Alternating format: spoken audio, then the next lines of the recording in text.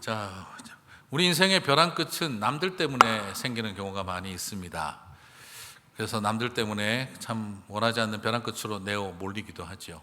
그러나 또 우리 인생에서는 꼭 벼랑 끝이 남들 때문만의 문제는 아닙니다. 나 때문에 내가 나 자신을 벼랑 끝으로 몰아가는 경우들이 있습니다. 오늘 다윗은 지금까지는 사울 때문에 벼랑 끝길을 걸었다고 한다면 오늘은 자기 자신의 살고자 하는 말 한마디가 여러 사람을 죽게 만드는 그 벼랑 끝으로 내어 몰리게 되어졌습니다. 우리의 삶에서 나의 잘못으로 때로는 나를 변명하고 싶은 유혹이 밀려오는 그 벼랑길을 걸어갈 때에도 하나님의 사람들은 어떠해야 하는지를 오늘 다윗을 통해서 살펴보도록 하겠습니다. 먼저 사울부터 한번 살펴보겠는데요. 사울을 한마디로 정리하자면 이렇게도 말할 수 있겠습니다. 남 탓이요 하는 인생, 다른 사람들 때문에 하면서 남 탓하며 살아가는 인생이었습니다. 사울은 오늘 엄청난 학살극을 벌였죠. 세마포 입은 제사장들만 85명을 죽였다라고 했습니다. 이것을 가족 단위로 생각을 해본다면 최소한 400명 이상은 죽였을 것이다 라고 짐작이 됩니다. 한마디로 마을 하나를 지도에서 지워버리는 그런 악행을 하게 되어졌죠. 하나님이 세운 왕이라고 하는 이스라엘의 왕이 어떻게 이런 이 대학살극을 벌이게 되었을까? 도대체 그는 어떤 심리 상태에 있었기에 이런 일을 행하였을까? 우리가 질문이 생깁니다. 사울의 심리 상태를 좀 보려면 사무엘상 22장 8절에서 잘 드러납니다. 같이 읽겠습니다. 너희가 다 공모하여 나를 대적하며 내 아들이 이새의 아들과 맹약하였으되 내게 고발하는 자가 하나도 없고 나를 위하여 슬퍼하거나 내 아들이 내 신하를 선동하여 오늘이라도 매복하였다가 나를 치려 하는 것을 내게 알리는 자가 하나도 없도다 하니. 지금 이 상태가 사울의 심리 상태가 그대로 드러나는 본문입니다. 여기서 너희는 베냐민 지파 사람들을 말하죠.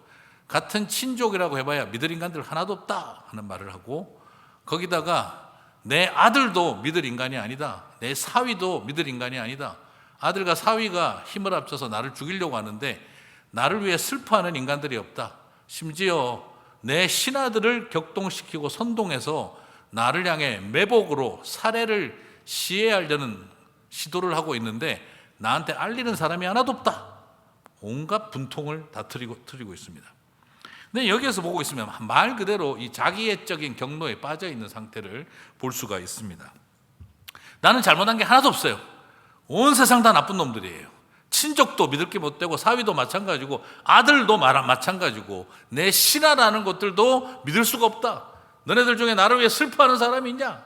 나를 위해서 하나라도 정보를 주는 사람이 있냐? 나는 외롭다. 막 이렇게 소리를 치고 있습니다. 말 그대로 편집적인 망상, 아들이 나를 죽이려고 한다 하는 그 망상에 빠져 있고, 그리고 내 신하들이 매복해서 나를 죽이려고 한다는 그 망상에 빠져 있습니다.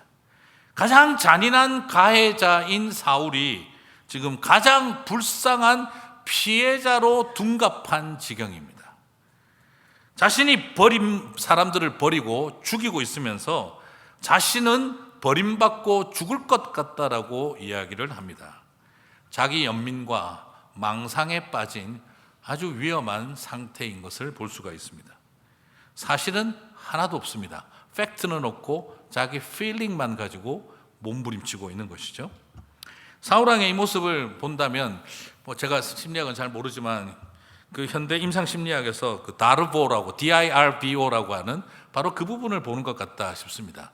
오늘날 많은 현대인들이 이런 상태에 빠져 있다는 거죠. 첫 번째, 가해자이면서도 디나이, 나는 부정한다는 거예요. 내가 그런 거 아니야. 나는 잘못이 없어. 어택한다는 겁니다. 아니 그게 아니고 그거 너 잘못 아니야? 이건 네가 문제가 있는 거지. 그러는 사람들을 향해 어택을 합니다. 그리고 난 다음에 reverse victim and offender. 그래서 자기 자신이 가해자인데 내가 피해자라고 뒤집어 버리는 일을 한다는 것이죠. 말 그대로 이 세상에 자신이 가해자임에도 불구하고 내 잘못이 아니다. 나를 공격하는 네가 틀렸다. 나도 가해자가 아니라 나는 피해자다. 그래서 reverse victims and offenders. 바꿔버리는 것입니다. 그래서 오늘날 이 세상의 문제가 뭔지 아세요? 문제는 많은데 잘못한 사람이 없는 거예요. 오늘 우리가 살아가고 있는 세상의 가장 큰 특징은 수많은 생명들이 빠져 죽고 깔려 죽고 다치고 무너져서 죽는데도 책임지는 사람이 없고 나도 피해자입니다 라고 소리치는 강변하는 사람들이 훨씬 더 많다는 것입니다. 미안한 사람은 없어요. 억울하다는 사람만 넘칩니다. 타인을 죽음으로 몰아넣고서도 사실은 나도 피해자입니다를 소리치는 오늘날의 현실들을 바라봅니다. 피해를 당한 피해자들이요, 오히려 미안해해야 하고, 그리고 가해자에게 그 정도 선에서 멈춰주신 걸 고맙다고 해야 될 것 같은 그런 현실을 오늘날 우리가 맞닥뜨리고 있다는 거죠. 뉴스에 나오고 신문에 나오고 하는 많은 것들을 보고 있으면 오늘날 우리 시대는요, 부끄러움과 미안함과 잘못했다라는 사실을 고백하기를 거부하는 세상을 살아가고 있는 거예요. 과거에는 죄인이냐 의인이냐를 따졌지만 오늘날의 많은 죄인들은 가해자이면서 피해자 코스프레를 하고 있다는 겁니다. 모든 피해자가 죄인이다라는 말을 하는 것이 아니라 얼마나 많은 죄인들이 스스로를 피해자라고 합리화하고 있는지를 볼 수가 있습니다. 그래서 오늘날 세상을 살아가는 것이 고단합니다. 참 피로합니다. 그냥 당연히. 그래서 뭐라고 표현해야 될까요? 예수님 시대 때는 사람들이 순진했어요. 죄 없는 자 돌로 쳐라. 돌로 것 같죠? 오늘 우리 시대 죄 없는 자 돌로 쳐라. 예수님도 맞아 죽었을 것입니다. 어느 누구도 스스로를 죄인이라고 여기지 않습니다. 피해자라고 말합니다. 우리 안에 오늘날 죄인의 가장 무서운 심리는 DARVO로 존재하고 있다는 것이죠. 이런 의미에서 오늘 사울의 누룩은 우리 자신을 끊임없이 내 안에 있는 죄를 부정하고, 그리고 그것을 대해서 문제 제기하는 사람들을 향해 공격하고, 그리고 어느 틈에 가해자인 자신을 피해자로 둔갑시키는 모습이 오늘 우리 시대의 죄의 본성이다라고 말할 수가 있겠습니다. 자, 반면에 그러면 다윗은 어떤 상태, 어떤 심리 상태에 있을까요?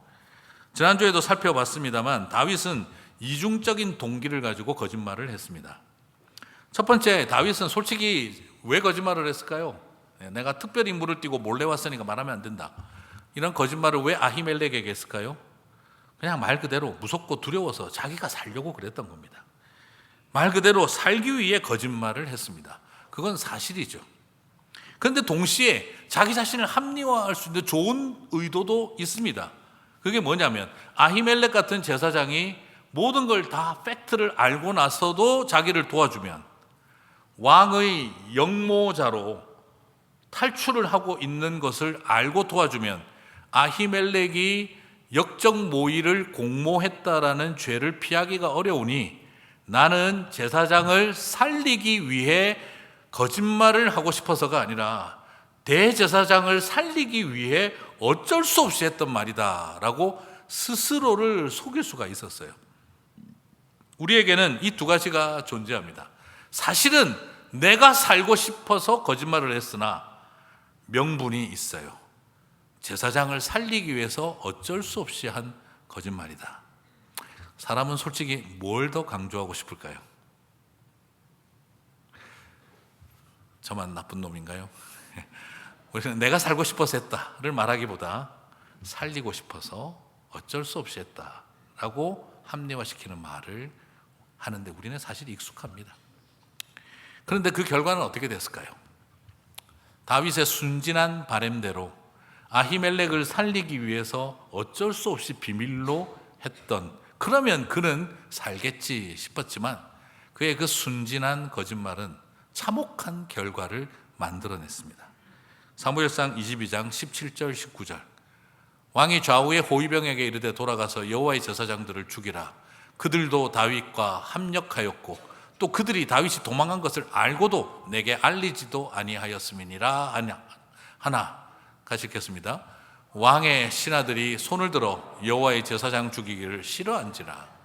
왕이 도액에게 이르되 너는 돌아가서 제사장들을 죽이라 하매 에돔 사람 도액이 들어가서 제사장들을 쳐서 그날에 세마포 입은 자 85명을 죽였고 제사장들의 성읍 노베 남녀와 아이들과 젖 먹는 자들과 소와 나귀와 양을 칼로 쳤더라. 잔혹한 멸절 학살극을 벌리게 되어집니다.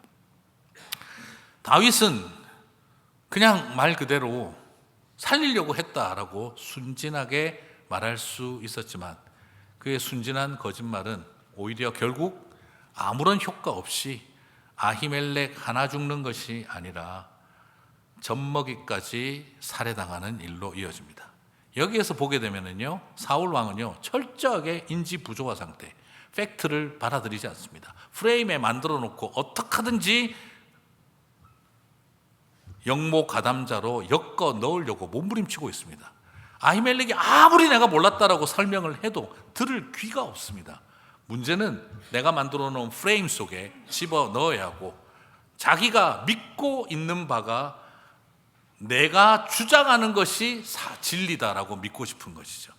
여러분, 사실이기에 동의하는 것이 아니라 내가 주장하는 것이 사실이라고 믿는 사람들은 대화가 안 됩니다. 자신의 주장이 진실이라고 믿는 것, 진실을 주장하는 것이 아니라 내가 주장하는 것이 진실이다라고 믿는 사람은 답이 없습니다. 대화가 되지 않습니다. 이런 일을 겪었을 때 다윗은 어떻게 할 수 있었을까요? 어떻게 해야 될까요? 솔직히 정치인 다윗이라면 여기에서 어떻게 해야 될까요? 그는 분노의 마케팅을 하며 적개심을 이용하는 방법을 배워야 합니다. 혐오주의를 일으켜야 합니다. 이 모든 것이 다 저 이방인 도액 때문이다. 이 모든 것이 다 저 사울 왕의 독단 때문이다.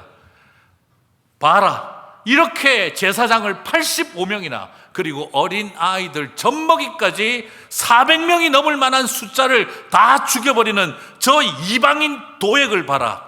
우리 안에 있는 이방인들도 다 쳐서 죽이자. 그리고 저 사울 왕을 봐라. 그는 마음껏 분노의 마케팅을 하면서 적개심에 가득 찬 분노 사회를 만들어내고 자신의 편을 결집시키는, 우리 편을 결집시키는 정치적 전략을 사용할 수 있었습니다.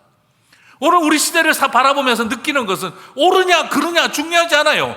저거 봐라, 저 적들을 봐라, 그들 때문에 이렇게 됐다. 그러므로 분노를 마케팅하고 적개심을 이용하고 복수심을 이용해서 우리 편은 더 똘똘 뭉치고 그들을 향한 혐오만 넘쳐나도록, 그래서 이방인들을 다 쫓아내고 죽여야 되는 거야. 그래서 저 사울은 무너지고 망해야 돼.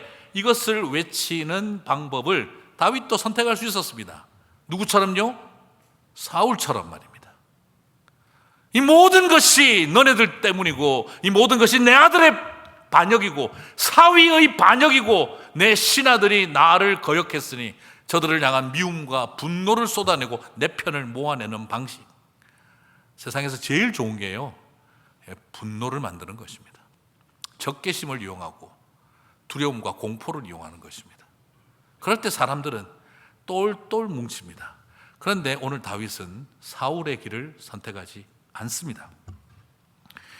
자기 안에 있는 겉으로 내세우고 싶은 나는 제사장을 살리고자 했던 말이었다 하는 말과 사실은 내 안에 숨어있는 무서움과 비겁함, 솔직히 내가 살려고 그랬던 거다 하는 이 두 가지 마음 중에 그는 자신을 합리화할 수 있는 말에 귀를 기울이기보다 자기 속에 숨겨져 있는 부끄러움과 두려움을 고백하는 일을 선택했다는 것입니다.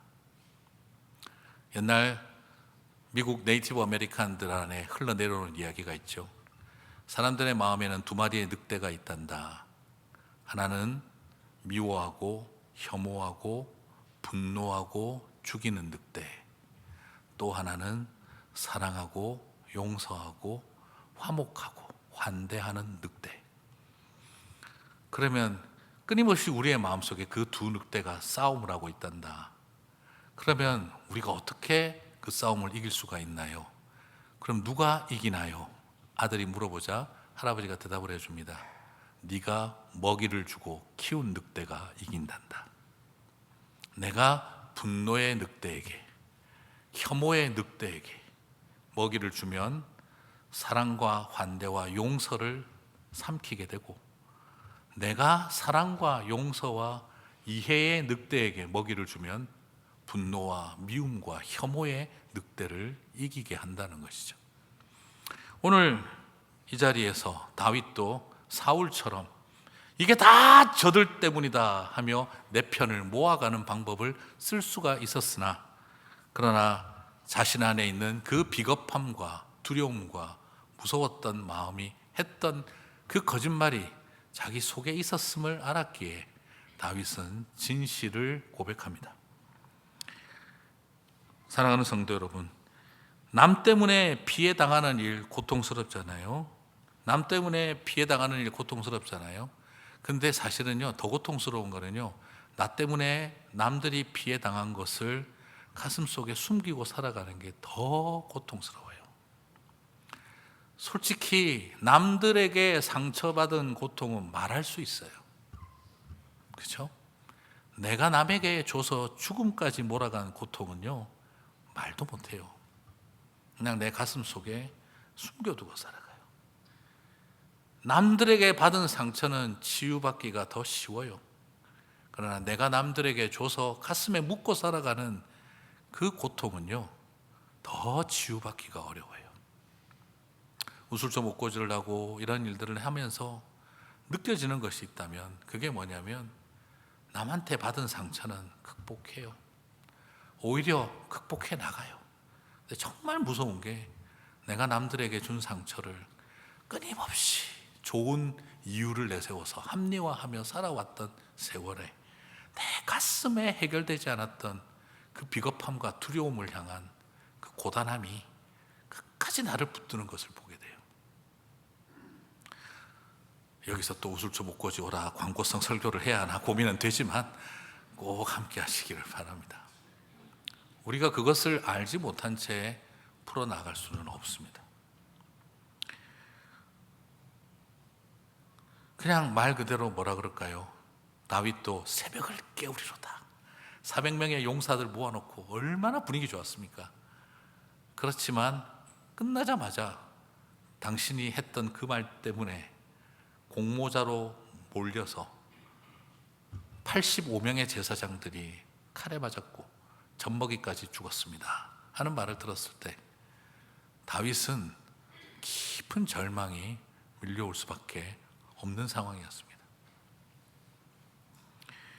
남 때문에가 아니라 나 때문에 라고 하는 가슴에 오래 지워지지 않을 그 상처가 밀려왔을 때 다윗은 무엇을 선택했을까요? 남 때문에를 외친, 남 탓을 외친 사울과 달리 내 탓이라고 고백하는 다윗의 모습을 바라봅니다. 그도 사울처럼 살아갈 수 있는 그 순간에 그는 하나님의 자녀로 살아가기를 결단했던 것이죠. 사무엘상 22장 22절 같이 보겠습니다. 다윗이 아비아달에게 이르되 그날에 에돔 사람 도액이 거기 있기로 그가 반드시 사울에게 말할 줄 내가 알았노라. 내 아버지 집에 모든 사람 죽은 것이 나의 탓이로다.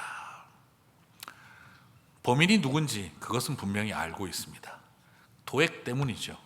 이방 사람 도액 때문에 모두가 그의 칼춤 앞에 피바람이 불었습니다. 그러나 다윗은 사실을 외면하지 않고 사실을 적시했지만, 그러나 그는 사울처럼 칼춤을 추고 피바람을 일으키며 자기 편을 모아가는 사울의 방법을 선택하지 않고 그는 이 모든 것이 내 탓이라고 하며 자기의 죄, 자신의 연약함과 비겁함을 진솔하게 고백하고 있습니다. 사랑하는 성도 여러분, 내 마음속 깊은 곳에 있었던 내 두려움과 나의 비겁함 앞에 직면할 수 있는 마음이 오늘 저와 여러분에게 주실 하나님의 은혜라고 믿습니다. 그도 체면 내세울 수 있었습니다.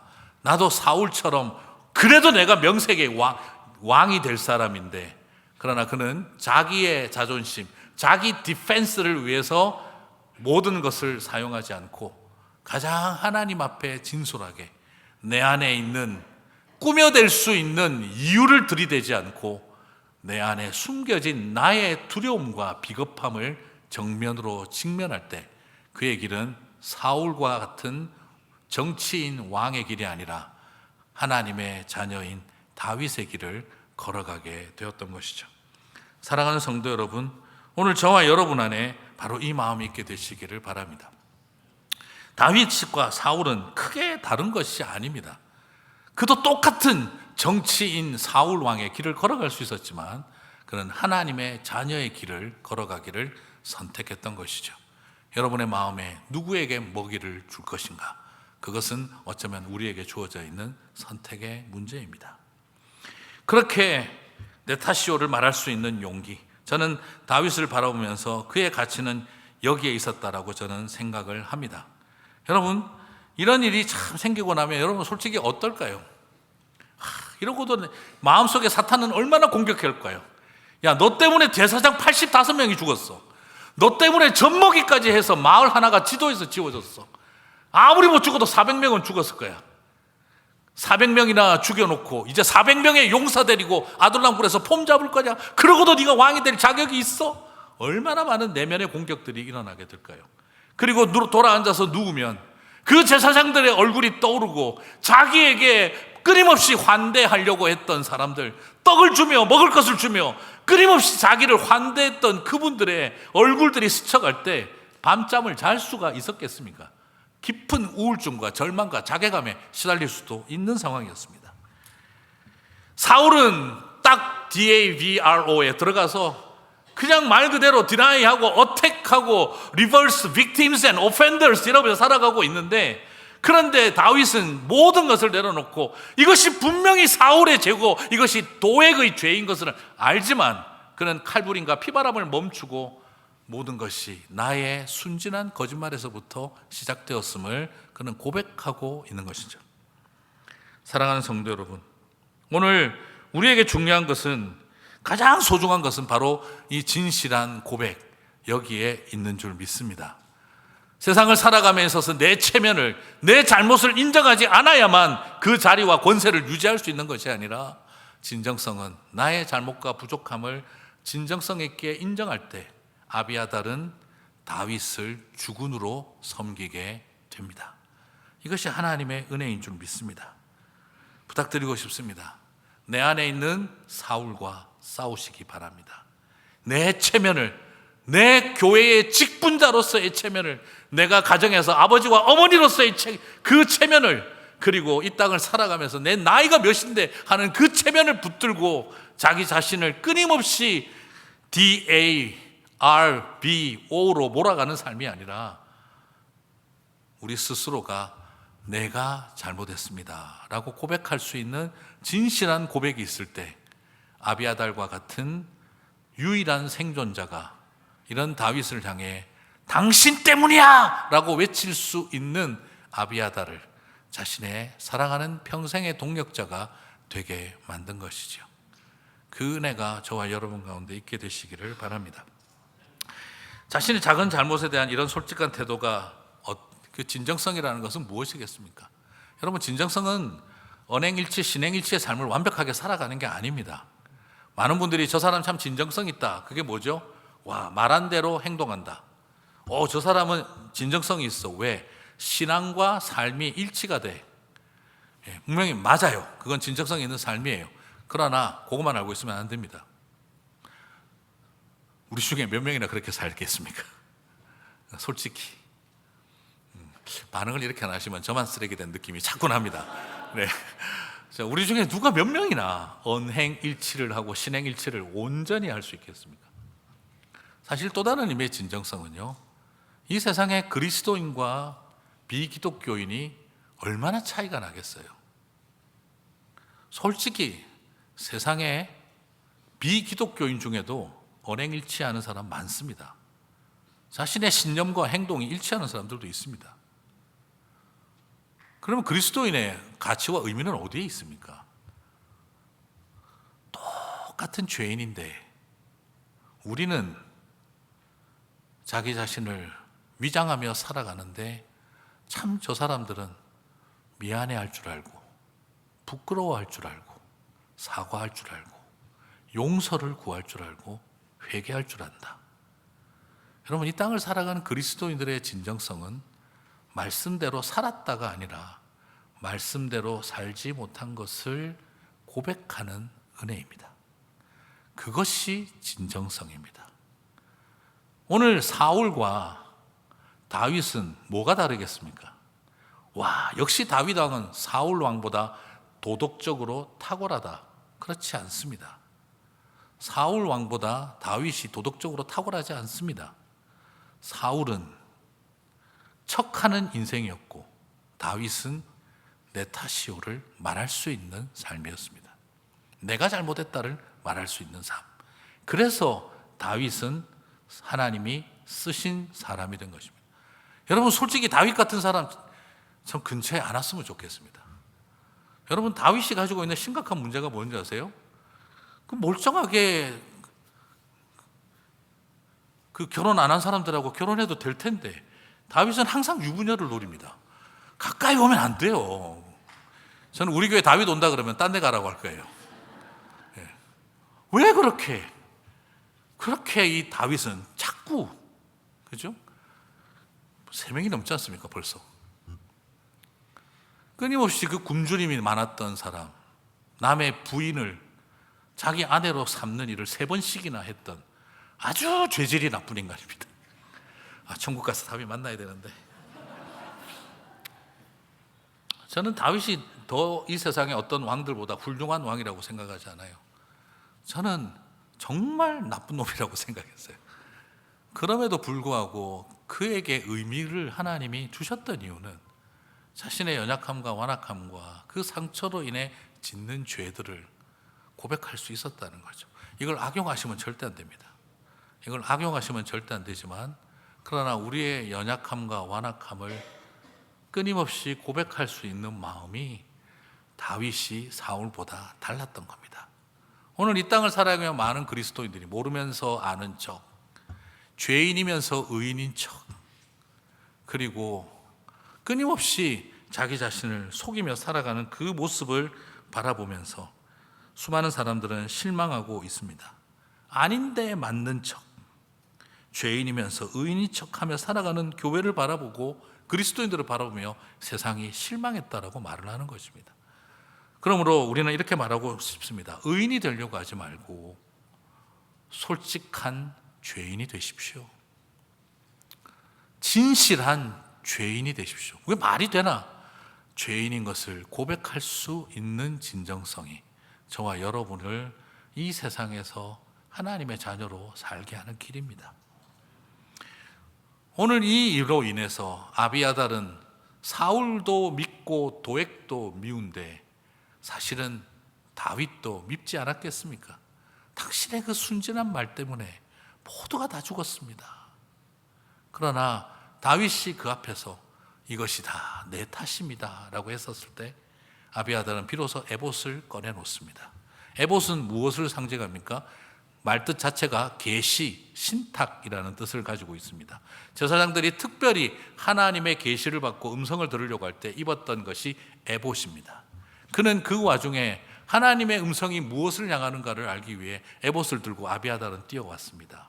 진정으로 회개하고 자신의 잘못을 고백하는 지도자 앞에서 그는 에봇까지 내어놓습니다.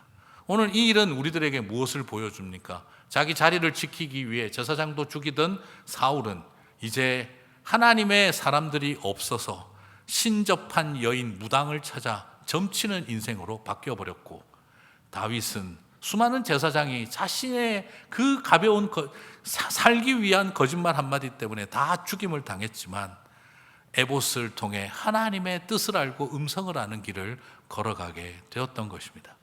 사랑하는 성도 여러분, 신접한 무당을 찾아 점치는 인생과 하나님의 말씀을 들으며 길을 따라가는 다윗의 길, 오늘 저와 여러분의 이 갈림길을 만들어 놓은 것은 그가 얼마나 더 위대했느냐에 달려있는 것이 아니라 내 탓이오를 말할 수 있는 용기에 있었다라는 것입니다. 사랑하는 성도 여러분, 하나님의 백성들은 이 세상 어느 종교인도 비기독교인도 따라올 수 없는 탁월한 도덕성을 가진 사람들이 아니라 나의 연약함과 부끄러움을 고백하며 하나님의 은혜를 구하는 백성들이 될 때 세상은 우리와 함께 대화할 수 있을 줄 믿습니다. 말씀을 마무리하겠습니다. 이렇게 피바람이 불고 나면 또 두 가지 선택길이 있습니다. 다윗에게는 사울의 길을 갈 것이냐 하는 선택도 있었지만 또 다른 하나는 죄책감과 자괴감에 빠져 내가 무슨 왕을 하겠냐, 나라를 살리고 백성을 살리고 하나님의 말씀대로 세워지는 나라 만들어 보자고 나왔는데 나의 살려고 했던 거짓말 하나 때문에 제사장 85명이 죽어버리는 일이 일어났는데 내가 무슨 왕이 될 자격이 있고 내가 이 백성을 살릴 자격이 있겠는가. 깊은 자괴감과 죄책감에 빠져 다 때려치워라, 나는 그냥 죄인으로 살란다, 그냥 그렇게 무너지는 길을 걸어갈 수도 있었고, 또 다른 길 하나는 나 때문에 죽어간 수많은 사람들을 바라보며 그들을 위하여 살아가겠다라고 다시 사명을 발견하는 길을 걸어갈 수도 있습니다. 사랑하는 성도 여러분, 저는 여러분에게 부탁하고 싶습니다. 내 잘못과 나의 가벼운 말로 수많은 사람들이 고통과 희생을 경험한 자리에서 때려치워라, 내 같은 게 뭘 할 수 있겠나 하는 자괴감에 빠져드는 것이 아니라 나를 통해 다시 그들을 위하여 살게 하시는 사명을 발견하게 되시기를 바랍니다. 그래서 여러분, 여기서 또 예비 목자 교육에 들어가라고 또 적용을 하기가 상당히 그렇긴 합니다만 그 마음으로 하나님 앞에 또 헌신하는 삶이 있게 되시기를 축복합니다. 우리는 끊임없이 죄책감에 빠져들 수 있는 부끄러운 일들이 있습니다. 그럼에도 불구하고 그 부끄러움은 우리로 하여금 나를 자랑하지 않고 교만하지 않게 섬김의 자리로 이끌어가는 은혜가 될 수 있습니다. 제가 한국에서 미국으로 유학 올 때 향산교회에서 5년 동안 저를 장학금을 지원하고 매달 생활비를 보내어 주었습니다. 굉장한 일이었습니다. 그런데 5년이 마칠 때 우리 막내가 자폐 진단을 받은 것을 알고 교회에서 당연히 돌아가야 되는데, 그리고 그래서 PhD도 하지 못하고 디민을 하고 돌아가야 되는 그런 자리에 있는데 교회 장로님들이 저한테 이메일을 보내주셨어요. 그리고 나중에 결론은 우리가 지난 5년 동안 목사님을 후원했던 돈보다 우리 막내 준영이가 더 귀합니다. 그러므로 미국에서 있으시면서 우리 자폐 진단을 받은 준영이에게 최선의 환경을 제공해 주십시오. 그리고 이민자로 살아가고 있는 많은 성도들에게 목사님이 위로자가 되십시오. 딱 그 두 가지로 저에게 편지를 보내주시고 저를 미국에 릴리즈 시켜주셨어요. 그리고 5장의 왕복 비행기 티켓이 날라왔습니다. 연말에 한국에 와서 마지막 고별 설교하고 돌아가라. 여러분, 크리스마스 앞둔 비행기 값 장난 아니게 비쌉니다. 그런데 그 5장을 저희 가정에 보내주시고 그리고 들어갔었을 때 여러분, 말 한마디로 천냥빚을 갚는다는 말이 무슨 말인지 이해가 가시죠? 5년 동안 저를 후원해 주셨던 풀 스칼라십, 학비뿐만 아니라 생활비까지 그 5년 동안의 지원금을 설교 한 편으로 갚아야 되는 자리였습니다. 제 평생에 그렇게 힘든 설교는 처음이었던 것 같아요. 그렇게 말씀을 다 전하고 내려오자 2부 예배 마쳤을 때 장로님들이 밖에 쫙 서 계셨습니다. 그리고 저를 다 안아주시는 거예요. 오늘 목사님 말씀 들으면서 너무 감사했습니다. 저를 다 위로하고, 저는 죄송합니다 말밖에 없었고, 근데 장로님 한 분이 또 저를 탁 잡더니 목사님, 나는 끝까지 반대한 사람이야. 무조건 와야 된다고 했어. 근데 오늘 설교를 들으면서 우리가 참 좋은 결정을 했구나 생각이 들었고, 목사님 마음에 아무런 짐을 갖지 마세요. 제가 설교하면서 그랬거든요. 평생 제 가슴 속에 주홍 글씨 안고 살겠습니다. 주홍 글씨 박아놓고 살겠습니다. 그리고 용서받은 사람으로 살겠습니다.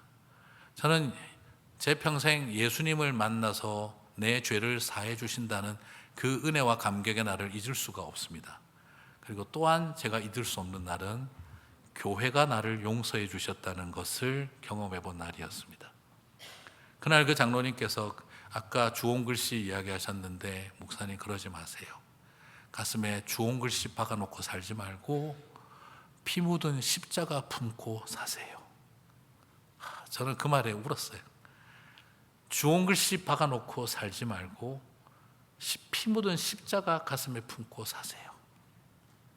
그리고 저를 안아주는데, 그리고 장로님들 품에 안겨서 얼마나 울었는지 몰라요. 저는 그때 처음 알았습니다.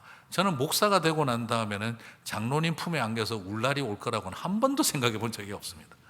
늘 뭔가 긴장과 이 속에 있는 줄만 알았는데, 그때 처음 알았어요. 내가 하나님에게 예수님을 통해 용서받는 감격을 경험하는 것만큼이나 장로님과 교회를 통해 용서받는 것이 오늘 저에게 어떻게 살아야 하는지에 대한 방향성을 결정해 주더라고요. 그 부끄러움은 저를 자괴감으로 몰아간 것이 아니라, 그래서 다시 사명감을 갖게 했습니다. 사랑하는 성도 여러분, 오늘 저와 여러분에게도 그 모두에게 이 은혜가 있게 되시기를 바랍니다. 우리가 오늘 이 일을 겪으면서 다윗은 시편 52편을 노래 불렀습니다. 시편 52편을 노래하고 그는 도액과 자기 자신을 명확하게 비교합니다. 시편 52편 7절 8절 한번 보겠습니다. 7절 8절 보면 이 사람은 할 때 이 사람은 도액을 말합니다. 같이 한번 읽어보겠습니다. 이 사람은 하나님을 자기 힘으로 삼지 아니하고 오직 자기 재물의 풍부함을 의지하며 자기 악으로 스스로 든든하게 하던 자라 하리로다. 그러나 나는 하나님의 집에 있는 푸른 감람나무 같으며 하나님의 인자하심을 영원히 의지하리로다. 사랑하는 성도 여러분, 오늘 저와 여러분에게 이 고백이 있게 되시기를 바랍니다. 맞아요. 도액 같은 사람, 권력과 그 힘에 놀아나서 자신의 돈과 권력과 힘과 재물의 풍부함을 의지하며 든든하게 살았던 사람이, 그러나 나는 나로 인해 이 수많은 사람들이 죽임을 당했고 고통 가운데 있지만 나는 푸른 감람나무같이 그 벼랑 끝에서 다시 서리라. 여러분, 감람나무가 올리브 나무잖아요. 그 올리브 열매를 따서 어떻게 하느냐, 그 올리브 열매를 바위 위에 얹고 소가 끄는 연자 맷돌에서 짓이기고 부수고 터뜨리면서 기름을 짜내는데, 첫 번째 짜낸 가장 맑은 기름은 성전의 등불로 사용하고, 두 번째 꺼낸 맑은 기름은 왕과 제사장을 세울 때 기름 부을 때 쓰는 것이고, 세 번째 짜낸 기름은 우리가 먹게 하기 위한 양식으로 사용하고, 그리고 네 번째 짜낸 기름은 우리의 상처에 바르는 치료제로 사용하고, 다섯 번째 짜낸 기름은 더러운 것들을 깨끗게 만드는 마치 세제처럼 깨끗하게 하는 것으로 사용하고, 그리고 남아있는 올리브 찌꺼기는 아궁이에 던져 넣어 불 붙이는 불쏘시개로 사용해요. 마치 예수님이 그렇게 하셨습니다. 땀과 피를 겟세마네 동산, 올리브 동산에서 다 쏟으셔서 성전에 불을 밝히고 죄인들인 저와 여러분을, 이방인들인 우리들을 왕같은 제사장으로 세우시고 저와 여러분에게 생명의 먹거리가 되어주셨고, 그리고 우리를 향한 치유제가 되어주셨고, 우리의 죄를 깨끗게 하시며 저와 여러분을 위해 불태우신 삶을 살아가셨습니다. 오늘 다윗이 고백했던 나는 푸른 감람나무 같으며, 저와 여러분도 예수님처럼 그렇게 푸른 감람나무로 우뚝 세워져 가는 저와 여러분 되시기를 주님의 이름으로 축복합니다. 우리 다 함께 자리에서 일어나셔서 찬양하고 기도하고 마치겠습니다.